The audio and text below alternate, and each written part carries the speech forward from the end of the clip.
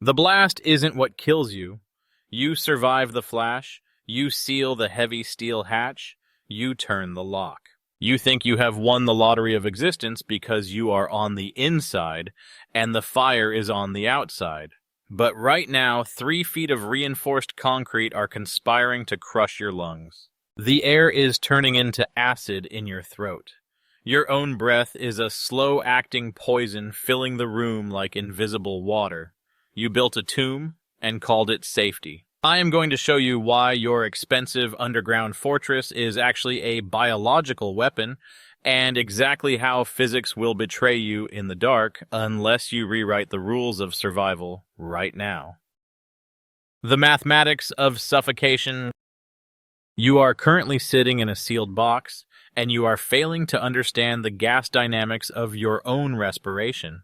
The most immediate threat to your life is not the radiation outside, but the metabolic exhaust coming out of your nose. Every single minute, you exhale approximately 200 milliliters of carbon dioxide. In the open world, this dissipates instantly, but in your sealed bunker, the laws of thermodynamics turn against you.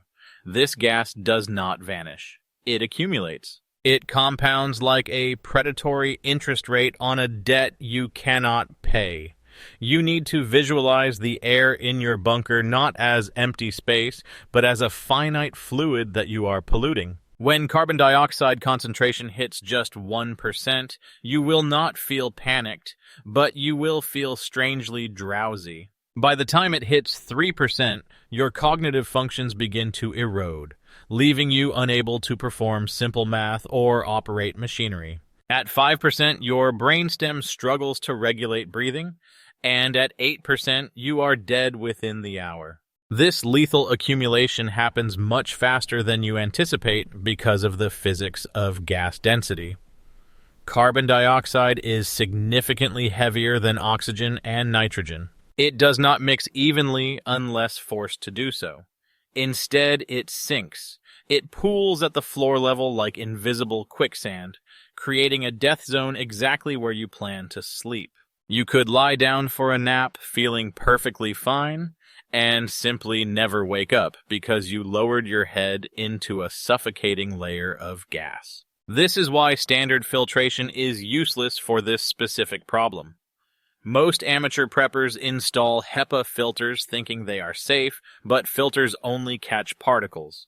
They do not scrub gases. You are filtering dust while you drown in CO2.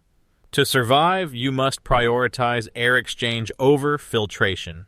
You need a powered ventilation system that specifically targets this stratification. Your intake vents must be positioned high on the wall to pull in fresh oxygen, while your exhaust vents must be located at the absolute lowest point of the room to suck out the heavy, pooling carbon dioxide. The only way to know if you are dying is to measure the invisible enemy. You must install a non-dispersive infrared CO2 monitor. Do not rely on a standard smoke detector. You need specific telemetry. When that readout hits 1,000 parts per million, your cognitive decline has already begun. At 5,000 parts per million, you are in a toxicity crisis. Without this data, you are just guessing, and in a sealed system, guessing is a terminal error. You must also understand the inverse of this equation, which is oxygen depletion, scientifically known as hypoxia. An adult human consumes roughly 550 liters of pure oxygen every single day. In a standard bunker of 1,000 cubic feet, 4 people will reduce the oxygen levels from 21% to below 19% in under 48 hours. Your body will try to compensate as your heart rate spikes and your breathing accelerates, but eventually, the biology fails. Below 10% oxygen, you die in minutes. Your bunker is a gas chamber you built yourself, but while you are worrying about the air, the walls themselves are starting to sweat poison. The Hydrodynamic Nightmare. The next enemy is humidity, and it is far more aggressive than you realize. Underground spaces are naturally damp because the surrounding soil is almost always at 100% saturation. Groundwater is constantly pushing against your concrete shell with immense hydrostatic pressure, and concrete is porous. It wicks moisture through capillary action. Even if your waterproofing holds, you are a walking humidifier. Every breath you exhale adds water vapor to the microclimate. In a sealed environment, relative humidity climbs vertically. Once it crosses the 60% threshold, you have triggered a biological bloom. Mold does not need light, it only needs moisture and organic material. At 80% humidity, your bunker becomes a petri dish cultivating Stachybotrys chartarum, also known as toxic black mold. This is not just an aesthetic issue or a bad smell. This mold produces mycotoxins, which are microscopic poisons that hitch a ride on airborne spores. When you inhale these spores, they do not just irritate your throat, they colonize your respiratory tract. The mycotoxins can cross the blood-brain barrier, causing neurological damage, tremors, and immune suppression. You locked yourself away to avoid radiation sickness, only to die from fungal pneumonia. To combat this, you must control humidity with the same religious fervor you apply to security. You need commercial-grade dehumidifiers running constantly to keep the relative humidity strictly below 50%. If you see condensation forming on the cold steel walls, you have already lost control of the environment. You must wipe down every surface with a bleach solution weekly because mold feeds on organic materials like the cardboard boxes of your food supply, the fabric of your clothes, and the paper of your emergency documents. Furthermore, your food storage is at risk. You must use Mylar bags with oxygen absorbers for everything. If moisture gets into your grain or beans, it breeds bacteria that produce botulism, toxin, one of the most lethal substances known to man. A single microscopic breach in a bag can turn a year's supply of food into a cache of poison. You must rotate your supplies quarterly and inspect them for any signs of bloating or discoloration. If you find mold on food, do not try to scrape it off. The mycelium, the root structure of the mold, has likely penetrated the entire batch. Discard it immediately. Do not smell it, as a deep inhalation of concentrated spores from a moldy bag can cause immediate respiratory failure. You are fighting a war on a microscopic level, but while you scrub the walls, a silent killer is waiting in your power supply. The carbon monoxide trap. Energy is life, but the way you generate it is likely death. You have stockpiled diesel generators, battery banks, and propane heaters. Thinking power is merely a logistical problem. It is actually a chemical hazard. The combustion of fossil fuels produces carbon monoxide, a gas that is odorless, colorless, and tasteless. Its lethality lies in its molecular affinity. Carbon monoxide binds to the hemoglobin in your red blood cells 200 times more effectively than oxygen. It essentially hacks your circulatory system, hijacking the transport vehicles that are supposed to carry oxygen to your brain. Once CO binds to your hemoglobin, it refuses to let go. You effectively suffocate on a cellular level even if your lungs are full of air. The danger profile is extreme. At concentrations as low as 400 parts per million, you will be unconscious in 2 hours. At 1600 parts per million, you are dead in 15 minutes. The terrifying reality of carbon monoxide poisoning is that it is painless. You do not choke or gasp, you simply feel tired. You decide to lie down for a moment to rest your eyes, and you never stand up again. It is a gentle execution. To prevent this, you must never, under any circumstances, run a combustion generator inside the bunker.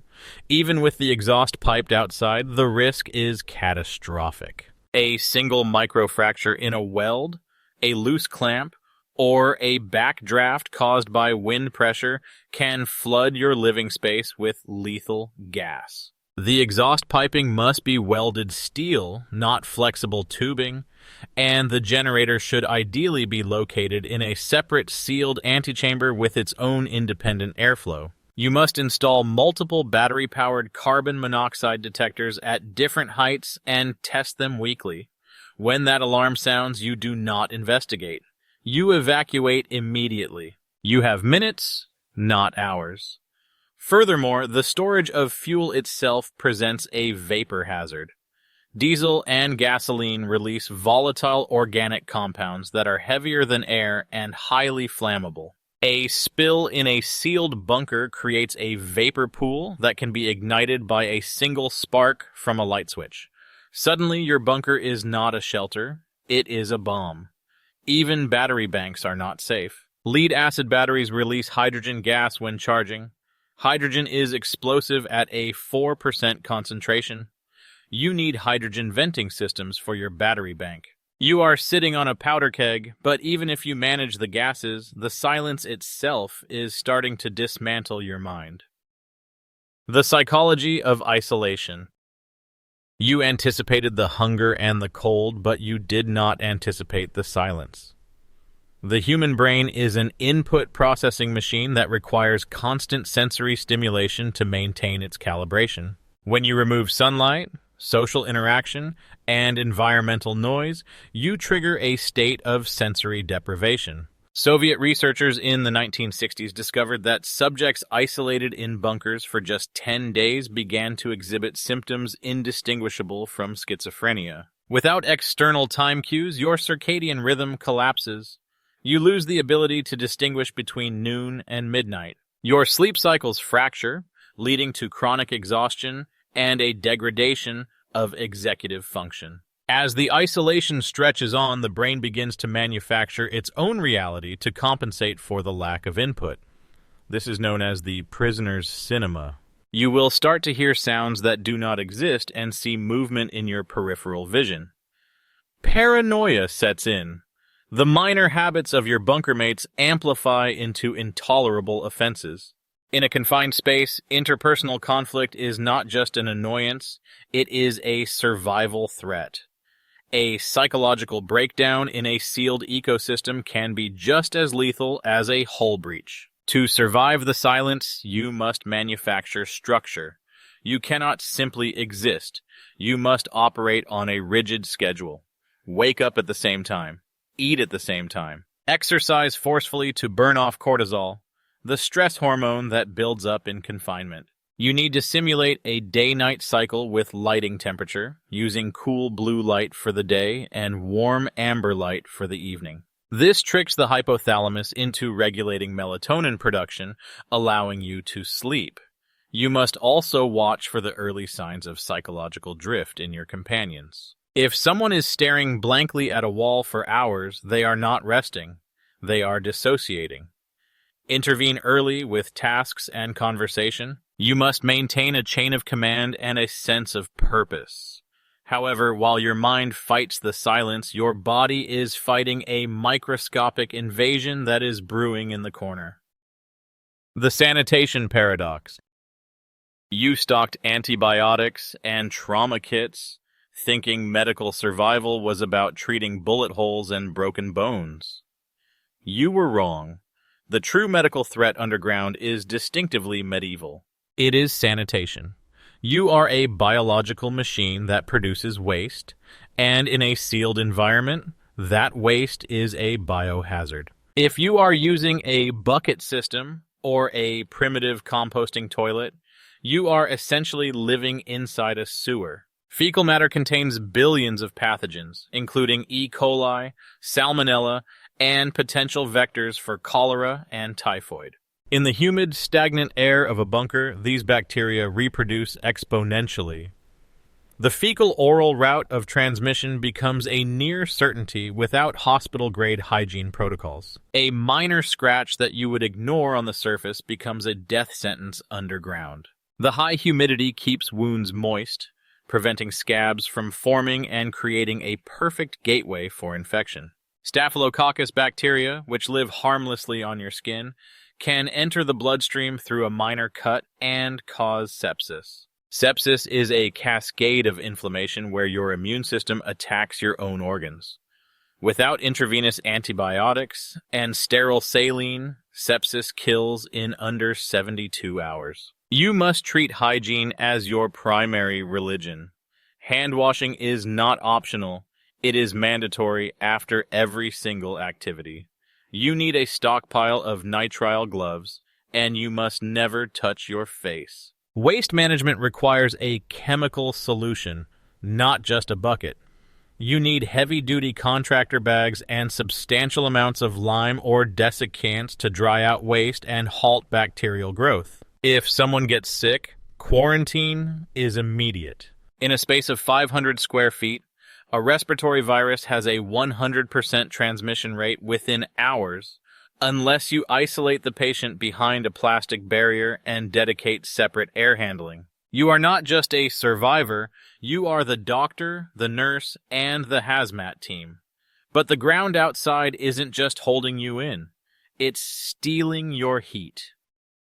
The thermodynamics of the grave. There is a physics concept called thermal conductivity that you likely ignored. Concrete is an excellent conductor of heat, and the earth surrounding your bunker acts as an infinite heat sink. The ground temperature below the frost line sits permanently at around 55 degrees Fahrenheit. This sounds manageable until you realize that your body temperature is 98 degrees. The laws of thermodynamics dictate that heat always moves from a warmer object to a cooler one. The massive thermal mass of the Earth is constantly sucking the heat out of your bunker walls, and by extension, out of you.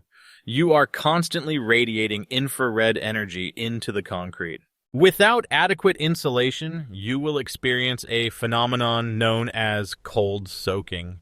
The walls will feel like blocks of ice, and the air temperature will plummet. You will burn calories at an accelerated rate just to maintain homeostasis. Shivering consumes immense amounts of energy, depletion your food stores twice as fast as you calculated. This is the calorie trap. If you planned for 2,000 calories a day, you might actually need 4,000 just to stay warm. Hypothermia in a bunker is insidious. It slows your reaction time and clouds your judgment, making you more likely to make fatal mistakes with your air filtration or generator. To combat this, you must decouple your living space from the concrete shell. You need a thermal break, layers of closed-cell foam insulation between you and the cold, hard earth. You must wear layers of wool or synthetic fibers that trap body heat, even when you sleep.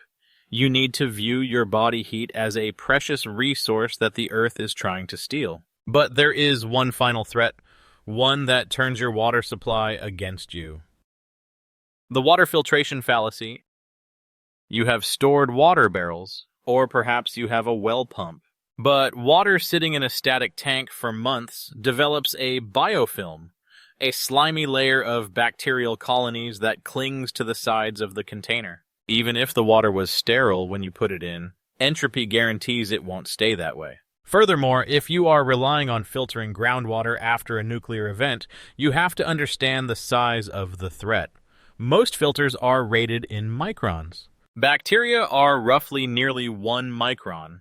Viruses are 0.1 microns, but dissolved radioactive isotopes like cesium-137 and strontium-90 are atomic in scale. No standard camping filter will stop them. If you drink water contaminated with fallout, you are ingesting alpha and beta emitters. These particles are relatively harmless outside the body because your skin blocks them, but once they are inside your gut, they bombard your soft tissue with ionizing radiation from point-blank range. This causes cellular mutation and rapid organ failure. To survive this, you cannot just filter, you must purify. Reverse osmosis is the gold standard because it forces water through a membrane so tight that only water molecules can pass. However, reverse osmosis wastes 4 gallons of water for every 1 gallon it produces. Do you have the supply for that? Alternatively, you can use distillation, boiling water, and collecting the steam. This removes heavy metals and isotopes, but it requires immense amounts of fuel, which brings us back to the heat and carbon monoxide problems. You need a multi-stage strategy, sediment pre-filters to save your expensive membranes, activated carbon to remove chemicals, and finally reverse osmosis or distillation for radiological purity. If you simply drink through a life straw, you might as well drink from a puddle in the wasteland. The verdict of physics. Your bunker is not a fortress. It is a complex life support system, akin to a submarine or a space station. And like any complex system, it requires maintenance, redundancy, testing, and expertise. Without these, it is just a concrete coffin with a heavy door. The collapse of society won't kill you. Your ignorance will. You have 3 options right now. 1, you build a bunker that actually adheres to the laws of physics. You engineer the ventilation. You insulate the thermal mass. You calculate the gas exchange. And you train for the psychological crushing weight of isolation. You treat it like a science project, not a hole in the ground. Option 2, you accept that underground survival is infinitely harder than you thought. And you prepare for surface strategies instead, focusing on mobility and adaptability rather than static defense. Or option 3, you do nothing. You buy the cheap gear, you trust the marketing, and you seal yourself in when the time comes. You hope the air lasts longer than your optimism. The people who die will be the ones who hoped. The people who live will be the ones who prepared. They trusted the walls to save them. You will trust the science. They died in the dark, confused and gasping. You won't. Now, I want to know your strategy. Are you digging in, or are you bugging out? Drop your survival plan in the comments below. The most detailed physics-compliant plan gets pinned, class dismissed.